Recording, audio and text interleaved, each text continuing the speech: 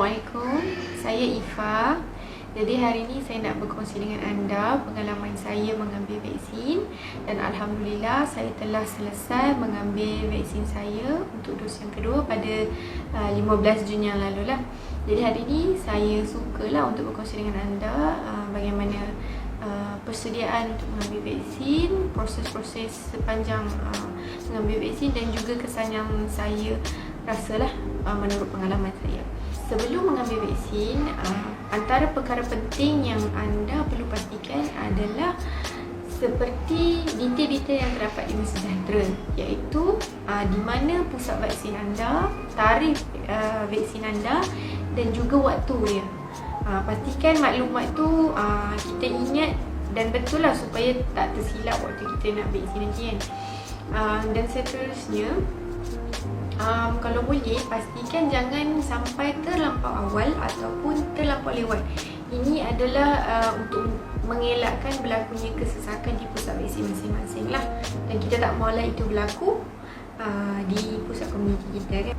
Baiklah, seterusnya yang kedua, jangan lupa bawa IC dan juga pen. Okey, jadi sepanjang proses vaksinasi ni IC anda memang akan digunakan lah di kebanyakan kaunter yang anda akan datang. Dan juga pen itu pula akan digunakan untuk mengisi borang yang mereka akan beri di sana lah. Jadi kalau tak bawa pen ni akan menyebabkan kelewatan lah di tempat vaksin sebab terpaksa meminjam, kemudian nak kena sanitas dan sebagainya. Jadi jangan lupa bawa pen sendiri. Dan seterusnya, khas untuk wanita, sebelum kita teruja untuk ambil vaksin, pastikan baju anda sesuai lah untuk kita lakukan vaksin tu nanti. Kita nak mudahkan kerja nurse yang vaksin kita kan. Jadi cadangan saya kalau boleh wanita cari baju yang lengannya boleh mudah lah untuk ditarik hingga ke bahu untuk kita lakukan suntikan.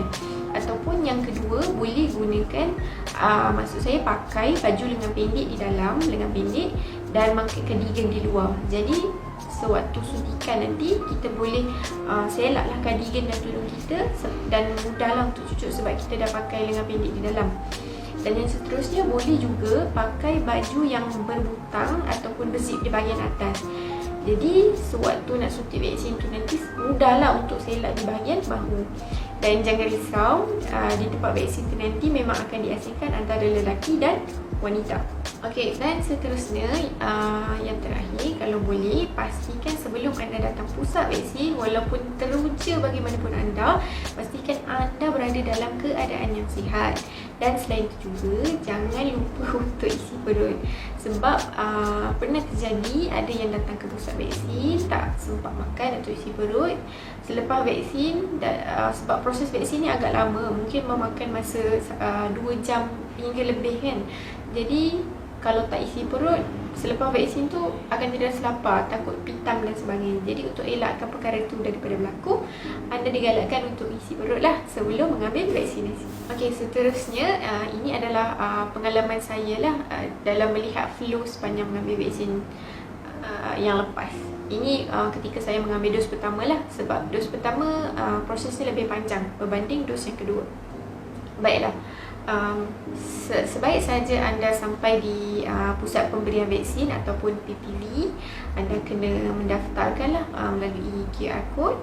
Dan seterusnya register ke tempat yang ditentukan. Akan ada satu kaunter yang akan cek ataupun periksa kehadiran anda lah, sama ada betul tak nama anda ada di situ pada hari tersebut dan waktu yang diberikan. Seterusnya anda akan diberi borang persetujuan vaksin dan juga untuk memberikan maklumat lah mengenai sekiranya anda ada simptom-simptom dan gejala yang berkaitan dengan alergi akibat vaksin. Okay. Baiklah, di kaunter seterusnya adalah kaunter yang di mana mereka akan memeriksa anda sekiranya anda bergejala. Dan sekiranya anda didapati bergejala, maka anda dinasihatkan untuk tidak mengambil vaksin pada hari tersebut dan tarikh anda akan ditunda dan digantikan pada tarikh yang lain.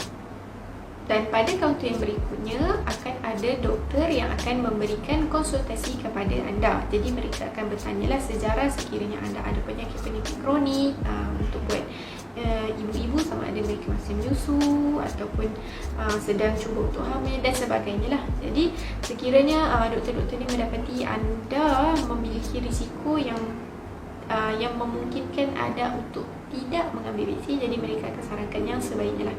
Jadi mengikut kesihatan anda, mereka akan memberi konsultasi sama ada anda layak untuk mengambil vaksin ataupun tidak. Okey, kaunter seterusnya anda akan didaftarkan ke dalam sistem MySejahtera sama ada melalui kod yang di-scan ataupun secara manual. Dan kaunter yang paling ditunggu-tunggu ialah kaunter untuk mendapatkan suntikan vaksin. Ketika ni, nurse akan tanyalah untuk suntik di mana. Jadi sekiranya anda dominan di tangan kanan, anda boleh cadangkan untuk disuntik di bahagian kiri dan juga sebaliknya lah. Ini untuk mengelakkan berlaku kesulitan lah akibat apabila setelah selesai suntikan akan berlaku sengal-sengal di bahagian bahu. Jadi untuk elakkan kesukaran kita buat kerja, jadi suntik di bahagian tangan yang bukan dominan. Dan seterusnya anda akan dibawa ke ruang pemerhatian. Di sini anda akan diperhatikanlah sama ada mengalami alergi selepas mengambil suntikan tersebut. Dan setelah selesai semuanya, anda juga akan diberikan kad yang tertera nama dan tarikh vaksin anda, dos yang pertama dan juga tarikh temujanji bagi dos yang kedua. Jadi tolong jaga kad ni untuk dibawa pada pertemuan ataupun temujanji vaksin yang kedua. Dan untuk vaksinasi yang kedua lebih mudah lagi, tak perlu isi borang apa-apa, dia sadir je dan prosesnya lebih cepat lah. Untuk yang dos pertama, selepas beberapa hari anda boleh lihat balik dalam MySejahtera lah. Anda boleh update di situ. Dia ada tertera satu link untuk kita tekan supaya kita boleh update ataupun kita boleh rekod sebarang kesan akibat vaksin itulah, seperti sangat dan sebagainya. Kita boleh update dalam MySejahtera lah untuk dimasukkan ke dalam sistem atau kita panggil AFI lah selepas daripada kesan suntikan tu tadi. Setelah selesai mengambil dos yang kedua, anda akan menerima sijil digital di dalam MySejahtera. Ini hanyalah berdasarkan pengalaman saya, iaitu kesan yang saya alami selepas dos vaksin yang pertama dan juga dos vaksin yang kedua. Baiklah, bagi kebanyakan orang memang mereka akan merasa sengal di bahagian bahu. Jadi kesannya saya sendiri, baik dos pertama dan dos kedua saya mengalami sengal-sengal bahu. Dan pada dos yang pertama memang saya tak ada demam, tak ada pening atau rasa yang tidak selesa lah. Tetapi sebaliknya berlaku pada suami atau kenalan yang terdekat saya, memang ada yang mengalami demam 2 hingga 3 hari. Kemudian setelah saya selesai mengambil dos yang kedua, gejala sedikit berat, namun alhamdulillah saya tak demam, masih mengalami sengal-sengal bahu. Cuma sengal tu dia terasa sampai dekat leher lah. Dan saya mengalami pening kepala selama 2 hari. Dan selain tu tak ada apa-apa. Baiklah, sekiranya anda ada persoalan mengenai vaksin ataupun sebagainya, harap anda semua boleh rujuklah di kalangan orang-orang yang memang ahli dia, sama ada doktor, perubatan ataupun orang yang memang terlibat dalam penyerahan vaksinasi di pusat masing-masing. InsyaAllah jangan takut, ini adalah sebagai ikhtiar dan usaha kita untuk menjaga komuniti kita. Dan mari kita sama-sama mengajak mungkin golongan-golongan yang masih hesitant ataupun teragak-agak untuk mengambil vaksin, kita ajak dan pujuk mereka.